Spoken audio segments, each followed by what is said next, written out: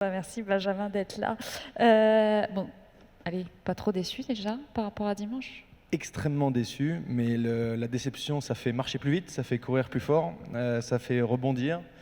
Donc j'ai plutôt pas, j'ai une fâcheuse tendance à essayer de garder les déceptions, puis je les mets dans un petit coin de mon cœur bien caché, et j'essaie de les utiliser comme une énergie positive. La seule déception qui est réelle, qui n'est pas sportive, c'est la déception du peuple français en règle générale, qui s'était vraiment pris d'amour pour cette équipe de France qui est belle, quoi, qui dégage une sincérité, une envie de représenter fièrement la France, qui fait du bien dans un moment où en ce moment c'est un peu quand même dans la grisaille. Donc ça c'est décevant de voir ces gens qui ont mis beaucoup d'énergie, d'argent pour aller au stade, pour soutenir son équipe. Et ceux-là, ils sont un peu déçus. Donc voilà, je partage leur peine, mais ça reste que du sport. Et cette petite cicatrice sportive, je la garde comme une motivation supplémentaire. Oui, allez-y. Ouais. Bon, alors est-ce que tu peux nous raconter comment tu es arrivé dans le monde des startups? Voilà, comment on passe du rugby à la Startup Nation? Avec plaisir. Déjà pendant ma carrière, j'ai essayé d'extraire, ou en tout cas j'ai pris beaucoup de plaisir donc moi j'ai joué au rugby pendant très longtemps, et je suis tombé sur le rugby un petit peu par hasard parce que j'aime la différence, j'aime l'esprit collectif, j'aime la hiérarchie du courage du rugby qui me correspond bien. Mais tout ça, ça vient aussi du fait que mon père était senior partner pour McKinsey, donc on a beaucoup voyagé quand on était jeune. Techniquement, j'ai attaqué le rugby à Hong Kong, donc j'ai une curiosité culturelle des gens qui m'a amené vers le rugby.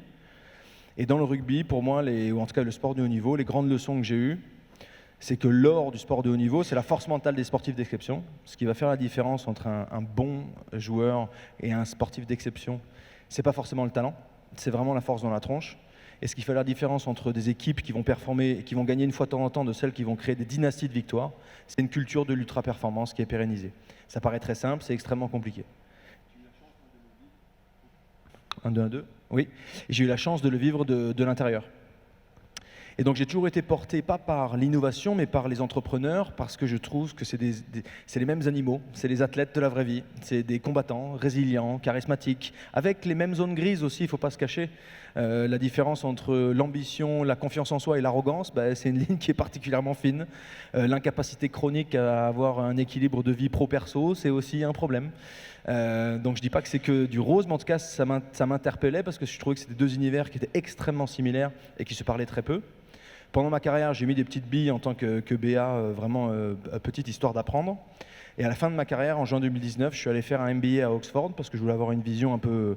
Donc un executive MBA, celui qu'on fait une semaine toutes les 5 semaines, pour avoir une vision un petit peu globale. Et je découvre le monde du private equity parce que CVC met beaucoup de sous dans le rugby à l'heure actuelle. Et un des bras, finalement, c'est le venture, qui est d'aller financer des entrepreneurs que je trouve... Mets ta main plus haut. Qui je trouve être des gens absolument fascinants. Je devrais connaître les micros quand même en ce moment, j'en tiens beaucoup. Et donc le venture, je me rends compte aussi qu'il faut avoir une valeur ajoutée. Donc soit c'est réputationnel, soit il faut pouvoir servir les fondateurs et leur amener quelque chose qu'ils n'ont pas. Or, je tombe sur une statistique qui fait un petit peu froid dans le dos, que 65% des raisons pour lesquelles les startups se cassent la gueule série A, série B, sont majoritairement des problèmes people. C'est des équipes fondatrices qui implosent, c'est des cofondateurs qui ne résistent pas, qui ne survivent pas à l'entrepreneuriat, et c'est une incapacité chronique à retenir le talent clé plus de 18 mois. Dans l'innovation, le talent, c'est quand même assez extraordinaire.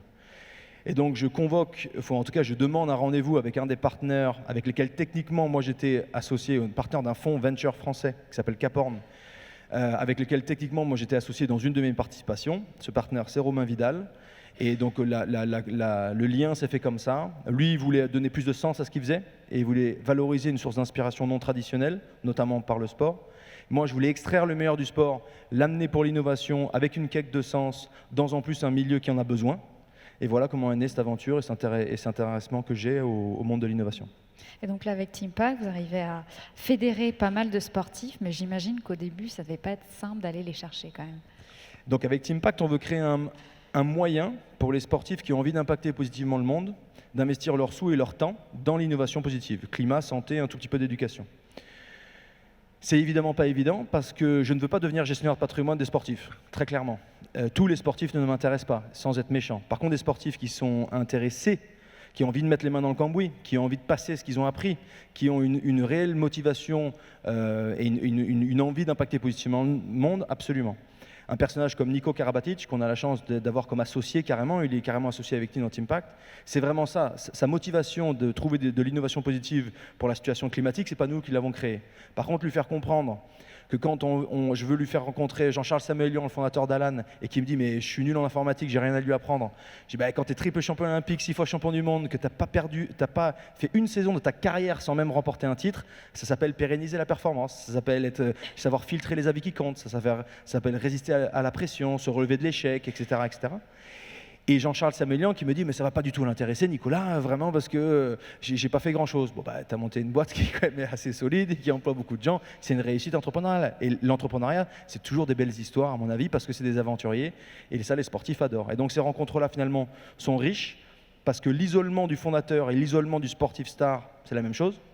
Parce qu'au final, oui, on ne va pas apprendre à des fondateurs de boîtes à réviser leur BP et à pivoter sur un produit. Par contre, créer une équipe qui performe, créer une culture de l'ultra-performance, travailler l'honnêteté brutale, la transparence, la résilience, filtrer les avis qui comptent, gérer les médias, et ça, c'est les mêmes problématiques. Et donc, au début, les sportifs, on a dû aller les chercher, on a dû les upskiller un petit peu, on a dû aussi, pour avoir un alignement des planètes, mettre nos sous à côté des leurs. Il y avait aussi une réalité que tous les sportifs qui nous rejoignent sont des investisseurs.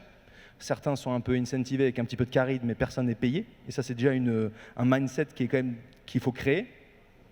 Et maintenant, on a la chance d'avoir un écosystème qui grandit, et qui grandit tous les jours, et qui s'enrichit tous les jours. On a une base de LP qui est à peu près de 15 ou 20% d'athlètes, mais ces athlètes-là sont tous inspirants parce qu'ils ont envie d'apprendre, parce qu'ils ont envie de se challenger, et parce qu'ils ont une réelle motivation de mettre qui ils sont et leurs moyens à contribution de l'innovation positive. Alors, il y en a pas mal qui commencent à investir, on les a vus récemment, Varane, d'autres un peu plus opportunistes, Tony Parker, etc. Vous allez plus leur dire, faut quand même, va dans l'impact, va dans l'éducation ou pas, parce que c'est vrai qu'il y en a qui ont plutôt tendance à faire du consumer, des choses voilà, qui comprennent. Est-ce que vous aussi, votre rôle, c'est de leur dire, attends, il faut aller sur des sujets peut-être plus profonds?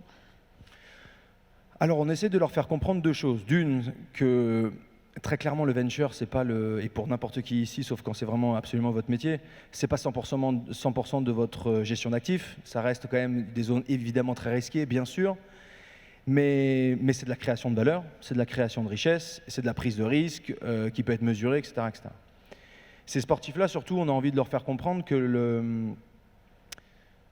l'innovation a un rôle majeur à jouer pour un monde de demain qui sera plus performant, de 1, de 2, qu'ils vont encore plus apprendre en se jetant dans l'abysse des solutions qui ne sont pas naturellement proposées à eux, comme la sport tech ou la health tech ou du consumer B2B.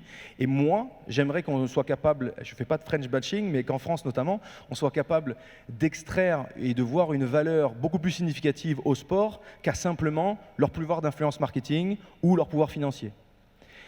Pour la petite anecdote, je suis allé faire mon MBA à Oxford, mes deux parents ont fait HEC, j'ai déposé mon diplôme à HEC, on m'a dit va finir ta maîtrise et ensuite tu reviendras. Oxford, 40 sélections d'équipe de France, c'est considéré comme une maîtrise en soi et ils m'ont ouvert grandement leurs portes. Je ne dis pas que j'avais pas des trous dans la raquette sur des compétences, des hard skills que j'avais besoin d'apprendre. Je donne toujours cet exemple, j'ai découvert qu'Excel, ce n'était pas juste des petits carrés qui faisaient mon tableau de la journée. Évidemment que c'est beaucoup plus complexe, j'avais d'énormes manques. Sur certaines choses, j'étais extrêmement en retard, sur d'autres, j'étais extrêmement en avance. Et ça, c'est cette valorisation pour l'innovation positive que l'on a envie de créer. Et c'est des sportifs qui, la plupart, nous disent qu'ils ne le font pas parce qu'ils n'y ont jamais accès.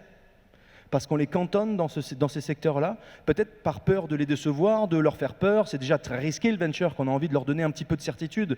Donc quand on parle de produits sport tech, bah oui, évidemment que ça leur parle un petit peu plus, et donc les conversations sont plus faciles. Mais je trouve des sportifs, et tu as cité Raphaël Varane, qui ont envie d'abord de créer une thèse d'investissement, ou en tout cas, pardon, une mission personnelle, et ensuite ils vont créer une thèse d'investissement qui sera en relation avec leur mission personnelle. Et ça, je trouve ça très sain, plutôt que juste se jeter dans la jungle de l'investissement dans l'innovation. Et là, c'est sûr qu'on peut aller dans tous les sens et on peut faire n'importe quoi. Et tu penses qu'il y a vraiment là une tendance de fond, ça y est, c'est enfin enclenché, parce que là, aux États-Unis, ça fait des années que les sportifs investissent. Tu as notamment Serena Williams qui a un énorme fonds. Bon, elle est mariée avec quelqu'un dans la tech, ça doit aider, mais ça y est, on y arrive, quoi. Alors souvent, évidemment, et tu le sais mieux que moi, les trends viennent souvent des US pour venir en Europe, bien sûr. Et moi, ça m'a titillé d'entendre Kevin Durant, je crois qu'il a investi dans Penny Lane, ou Kobe Bryant, malheureusement, qui n'est plus là, qui avait fait beaucoup de succès, Shaquille O'Neal, qui est un des premiers investisseurs de Google. Enfin, c'est drôle, c'est quand même ces histoires de voir des mondes qui se choquent sans être forcément interliés. Mais par contre, une seule fois, j'ai entendu une histoire qui vraiment, moi, m'a touché. C'est Nicolas Julia qui dit qu'il demande à Serena Williams, ou en tout cas qui a laissé Serena Williams être investisseuse dans Sora, mais surtout qui lui propose un board seat. Et ça, quand même, c'est l'étape supplémentaire. Alors oui, des Serena Williams avec sa famille, son histoire personnelle, ce qu'elle représente, il n'y en a pas 500, très clairement. Je pense qu'en termes de leçons, de drive, de résilience, de détermination, de souci du détail, bon, elle doit être ça doit être franchement une machine de guerre, et j'adorerais la rencontrer accessoirement. Mais donc, avoir un entrepreneur qui aussi valorise ça, c'était une des premières fois. Et ça m'a vraiment mis, c'est peut-être un petit peu c'est le but ultime. Le but ultime, c'est de valoriser le sportif pour son pouvoir d'influence, on serait bien peur de s'en priver, mais aussi pour ce qu'il est capable d'apporter à une équipe de direction. Alors ça va prendre du temps, c'est pas fait pour tous les sportifs, il n'y a pas des Serena Williams partout, mais si nous on peut créer un mouvement de sportifs qui ont envie d'apprendre, qui ont envie de repartir de zéro, avec l'humilité que ça demande, pour finalement y arriver, ça ce serait vraiment génial. Et donc des histoires comme ça, j'en ai pas entendu assez, j'aimerais en entendre beaucoup plus. Il n'y en aura pas des millions, mais je pense que celles qui seront bien utilisées pourront faire la différence entre ceux qui vont gagner et ceux qui vont perdre. Qu'est-ce que tu as appris, toi, là, depuis que tu as cofondé Teampax, le plus? Je sais pas si c'est un... Qu'est-ce que j'ai appris? J'ai malheureusement je prends des baffes assez régulièrement sur la situation d'urgence dans laquelle on est. Et ça, donc je commence à toucher du doigt un petit peu l'éco-anxiété, même si moi je ne le suis pas, mais en tout cas les challenges qui sont réels, qui sont devant nous. J'ai appris énormément de la solitude des équipes fondatrices, du manque de soutien, même d'investisseurs, enfin de la dysfonctionnalité de certains boards qui finalement ont chacun un petit peu leur agenda individuel plutôt qu'un agenda collectif. Moi, c'est que comme ça que j'ai été dans toutes les équipes dans lesquelles j'ai pu faire partie. Il n'y avait jamais d'agenda individuel, jamais j'ai été confronté à ça. Donc ça, c'est assez nouveau, c'est un peu la fin de la naïveté pour moi et la vraie vie qui arrive. Non, j'ai appris que pour moi, une des prochaines disciplines olympiques pourrait être le fundraising, parce que c'est un sacré sport. Il faut tenir droit dans ses bottes, mais il faut y retourner, il faut prendre des bûches, et puis il faut se relever. Il faut avoir la stamina, comme ils disent les Anglais, pour y retourner. Voilà, j'ai tout simplement appris, je rêvais, mais j'ai tout simplement appris par l'exemple et par le terrain, que ce sont deux mondes qui ne sont pas identiques, mais extrêmement similaires. Et c'est pour ça que je te disais tout à l'heure, quand on en parlait, je ne suis pas naïf au point de vous dire que le parallèle entre le monde du sport et le monde de l'entreprise est direct. Ce n'est pas vrai. Ce ne sont pas les mêmes terrains, ce n'est pas les mêmes milieux. Par contre, le monde du sport, ou en tout cas de l'élite sportive, avec l'élite de l'innovation, là, tous les jours, je tombe à la renverse à quel point c'est extrêmement similaire. Dans l'âge des salariés des startups, c'est entre 25 et 35 ans, il n'y a quasiment pas de profil senior. On a 10 ans pour monter une boîte, on a 10 ans pour faire une carrière. On va tomber sur des milliers de personnes qui vous diront « tu ne seras jamais joueur de rugby professionnel, jamais, tu n'y arriveras jamais, tous les jours ». Et comme par hasard, c'est ceux-là qui y arrivent.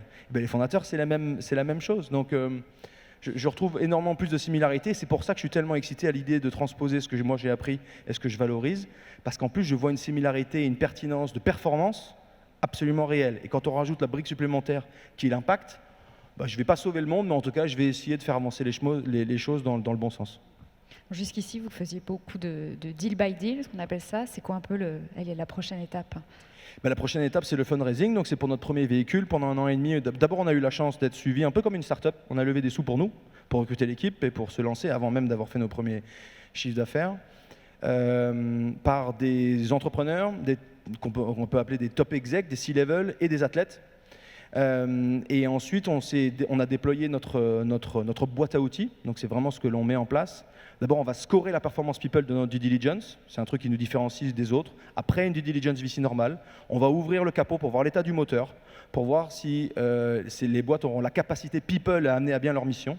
Et surtout, post-investissement, moi, ça me donne un espèce d'IRM de la boîte pour que je puisse extraire le meilleur du sport et l'amener aux boîtes de notre portefeuille. Donc, on a fait ça sur 16 deals, on a déployé à peu près 12 millions d'euros en France et à l'étranger. Et maintenant, l'étape supplémentaire, c'est de livrer un premier vrai véhicule pour faire les choses mieux, plus vite et de façon plus efficace. Eh ben, on se retrouvera au JO 2024 alors. Merci plaisir. beaucoup Benjamin d'être venu. Avec plaisir, merci.